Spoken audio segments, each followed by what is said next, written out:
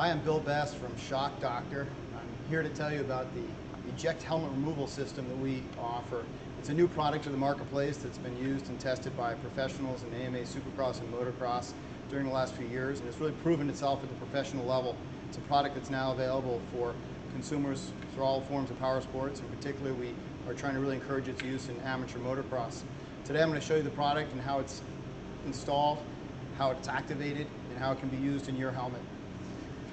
The eject helmet removal system looks like this packaged. It's a very simple and small product. When you take it out of the package, you can see that it's simply a clear tube attached to a clear mylar bag. The bag is installed inside the helmet such that it's on top of the head inside of the helmet. And the purpose of it is to be able to be inflated in the case that there's an accident in which an EMT needs to remove your helmet. And one thing to consider is that EMTs are not always able to diagnose what kind of a neck or upper spine injury you might have. And unfortunately, there can be some very significant additional damage which can occur from a helmet being taken off when there's been neck damage already. So what this does is allow the EMTs to take it off very quickly and efficiently, not only with consideration of your neck, but also if they're checking your vital signs and making sure that you're breathing and everything is okay.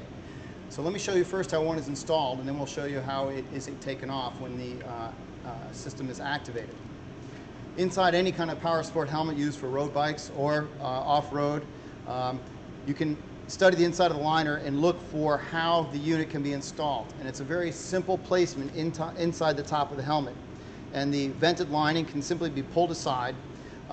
The bag has a sticker on one side of it that is simply pulled off so that there is an adhesion of the bag inside the top center of the helmet. So looking down inside the helmet, the bag would just be put down inside so that it could reach the inside top of the helmet and be placed. Once it's centered, it is just pressed down inside the helmet, and the tube which is attached to it is then fed up through the side of the helmet so that it is accessible, and the preferred location is on the left back corner of the helmet. Not to the back of the helmet, but kind of at the 3/4 toward the side of the helmet, so that the tube can be seen by an EMT might come upon a downed rider. And looking down inside the helmet, you can see that the bag has been placed up inside of the helmet. You can see where it's positioned. The bag is inflatable, and it's a one-time use bag. You will not reuse the eject product. If it is used by an EMT, it would be replaced before the helmet was used for riding again. So let me show you what it looks like when it is inflated. And I'm just going to have my little friend here wear this.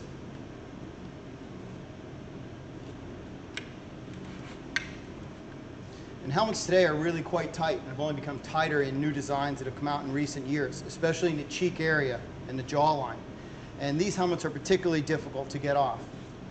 With the eject system installed, with the tube shown here, the EMT would look for this location identified by this mark on the helmet, identifying eject equipped. They would then look for that location and attach on a down rider which would be down on the ground like this. They would stabilize the neck, make sure that the chin strap is off and the goggles are removed. An EMT would simply remove the protective cap and attach the tube. Now this inflator is what we call our CO2 inflator. It uses a standard CO2 cartridge inside. EMTs will also have the choice of using a hand pump bulb inflator that works just as well. It doesn't require CO2, it's just a little slower in removing the helmet and inflating it, but it works very well. So once attached, the bag is inflated inside the helmet, and you can see the activation here, how this is lifting off the helmet. And if this was an actual rider and the bag was inflating, what you would see is inflation of the bag on top of the rider's head, and there would be no strain on the neck. So as the helmet lifts off the top of the head, you can see now as it continues, there is no strain. The neck wouldn't be moving during this time, and the helmet would simply lift off the top of the head. This allows the EMTs to control the removal of the helmet without any strain or movement in the neck area, and that is what needs to be avoided and the whole purpose of the eject helmet removal system. The best thing you can do is install it in your helmet and speak with your local riding and racing associations for their support of its use in your area, so that you can be sure EMTs and the tracks that you ride or compete at are fully informed about the eject helmet removal system.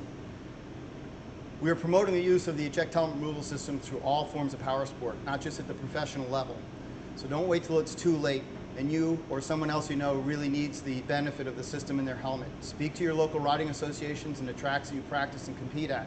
Ask them about the eject helmet removal system and whether they know about it, and they can contact Shock Doctor at www.shockdoctor.com to find out how they can get the information to train their MTs and learn more about the eject helmet removal system. Thank you.